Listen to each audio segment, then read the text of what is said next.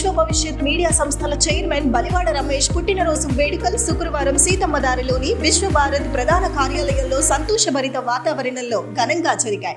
సమాజ సేవకులు, వివిధ మహిళా సంఘాలకు చెందిన ప్రతినిధులు, సన్నిహితులు, మిత్రులు, సిబ్బంది సమక్షంలో బలివాడ రమేష్ కేక్ కట్ చేశారు.